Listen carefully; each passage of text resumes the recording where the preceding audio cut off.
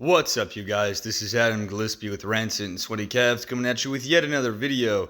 And it seems like there has been a race to the bottom in terms of who can cry some form of oppression the quickest and the most. Ishmael Cruz Cordova talking about how he needed therapy on the set of the Amazon Studios' Rings of Power garbage trash TV show that was a complete desecration of everything about Tolkien's work. What was that? Morfydd Clark, the person who played not Galadriel, or as people like to call her, Gailadriel, saying that she needed therapy because she was in fake fight scenes that were actually incredibly horribly choreographed. All these other individuals on the set saying how they needed some sort of therapy because they had so much backlash and blah, blah, blah, blah, blah. And now we've got Disa, the queen dwarf who looks nothing like dwarves, claiming that she was statistically the most attacked person out of the main cast of individuals. The cast of Prime Video's Lord of the Rings, Rings of Power continues to claim they are victims of racists, with Sophia Numvetti doubling down on her previous claims. During an appearance at the Hollywood Reporter's Raising Our Voices luncheon, and specifically in a discussion titled The State of Inclusion in Storytelling, Numvetti relayed that her being cast as Disa was a huge moment, both personally and professionally, and I think I kind of skipped in naively thinking it's going to be great, I'm a dwarf, it's going to be such fun. From there, she claims she repeatedly got attacked.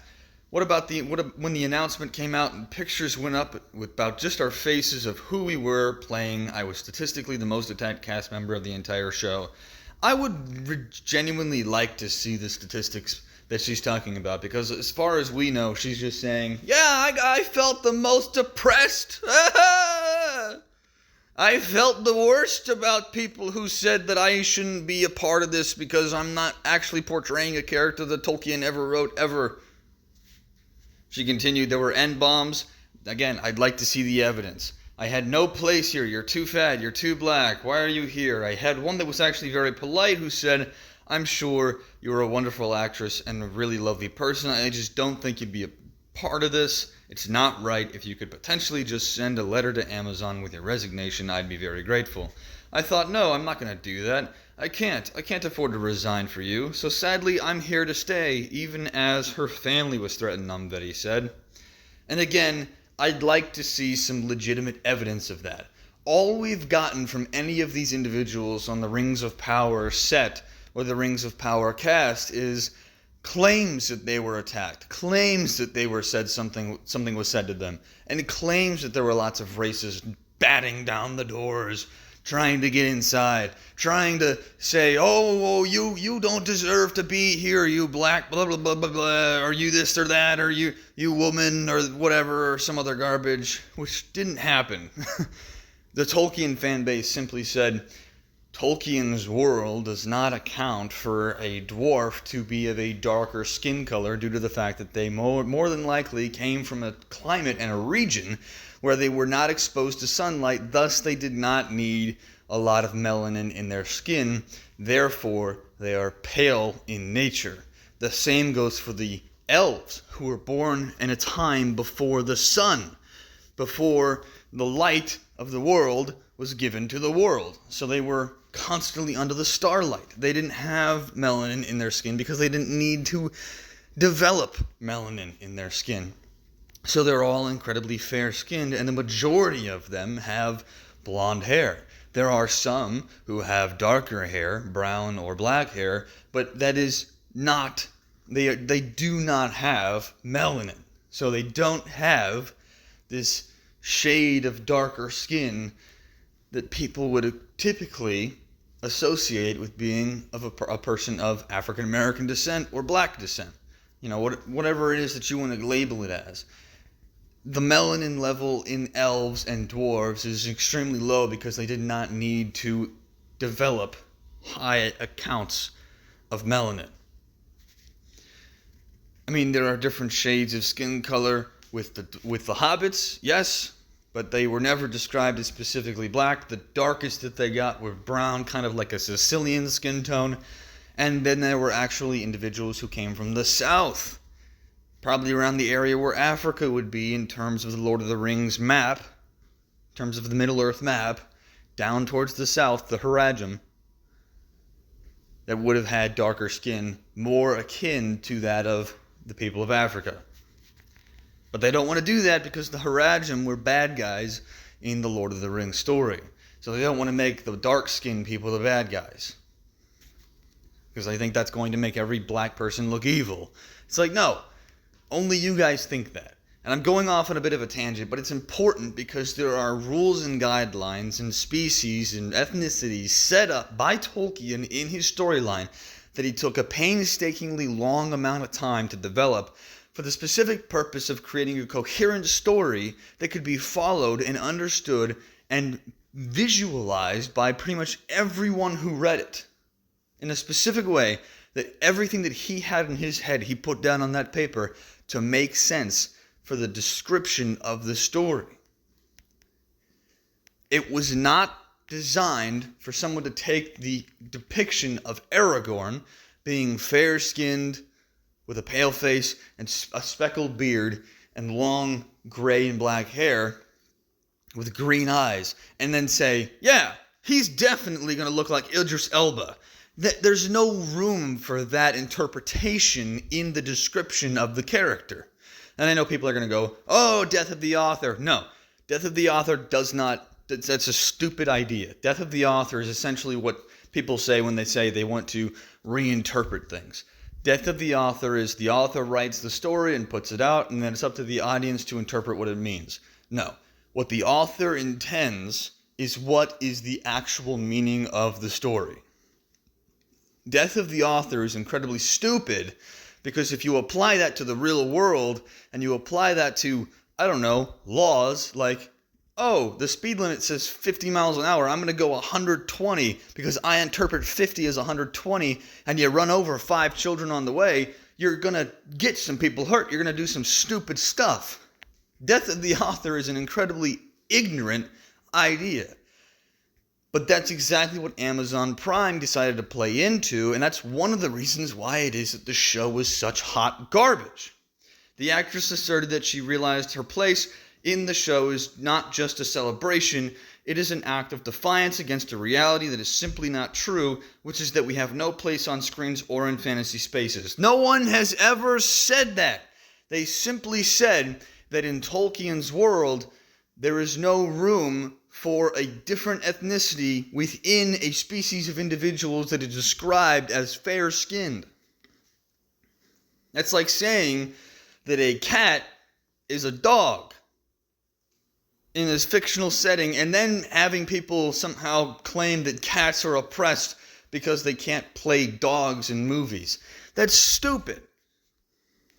Namveri is intentionally lying, as most of the criticism surrounding the casting has not been about black people not being allowed on screens or in fantasy spaces. It has been about the show diverging from Tolkien's source material, whether that's in the show, in how the characters look in Princess Disa case, or how the show characterized Galadriel, Elrond, and Gil-galad, or even how it depicted the forging of the 3 elven rings. Yeah, everything that the show did, by the way, was a complete contradiction to what Tolkien wrote in his story. Galadriel was never a warrior. She never fought in a war. Gil-galad wasn't some pushover guy who tried to get Galadriel to go away so that he could just pretend that everything was okay. And Elrond was not some soy boy that just sat around writing poetry all day. In fact, it's not hard to imagine that Namvieti is intentionally lying to push this racism narrative, because there are numerous examples of black people on screens and in fantasy spaces. Yes! One needs only to look at the Marvel Cinematic Universe to see that the universe launched with a stringer credit of Samuel L. Jackson as Nick Fury discussing the Avengers project in 2008's Iron Man. Jackson is about to reprise his role in both Secret Invasion and The Marvels, with both drop later this year. And you know what? Nick Fury was initially a white guy in the comics, yet not many people have a problem with Nick Fury as being portrayed by Samuel L. Jackson in the MCU, because he does a pretty freaking good job at it. The difference here is that there is a completely made-up character that was never in Tolkien's works, that was exclusively created for the purpose of diversity and inclusion without any intention of making the story make sense as to why it is that there's all of a sudden someone who's completely different in terms of skin color and disregards everything about the initial Lord of the Rings trilogy that we got to watch from Peter Jackson, which implies that there was some point in time where there was some sort of ethnic cleansing that took place amongst these individuals and amongst these species of people. You understand the dark story that they're going to go down if they continue to do this? Nevertheless, Namvedi attempted to justify this act of defiance by regaling the audience with a story about her daughter pointing her out on a billboard in London. I realized that for her and for the future of our industry and the generation, it is a must that I stand in my power and my light and do as much as I can with this character. And so I marched to the showrunners and I begged them to make this moment matter. I begged them to make her subservient or just the wife. I begged them not to make her subservient or just the wife or the funny fat friend. I begged them to make her quite a sexual titan. There's another problem. Tolkien's stories aren't supposed to be about the sexuality of characters. They aren't supposed to be about how sexy one character looks. They're about... You want to know the story of Lord of the Rings? It's essentially a medieval world that is given in to the concept of entropy. The world is falling apart. Unity between humanity has fallen to the side. No one cares about their neighbor. No one cares about anybody else. Even the elves have given in to entropy. And everyone is hopeless, and it's a dark time, and no one cares about anybody else. And the world is falling apart. And one little hobbit happens to have a ring that could end the world. And the Dark Lord Sauron of that ring is hunting for that hobbit. And because of this one hobbit's bravery, he unites every kingdom, essentially, and fights back against entropy. It's one of the most hopeful, uplifting stories of all time about unity between species, about unity between races, about fighting back against the ever-pressing machine of evil. Yet all these people can think about is diversity.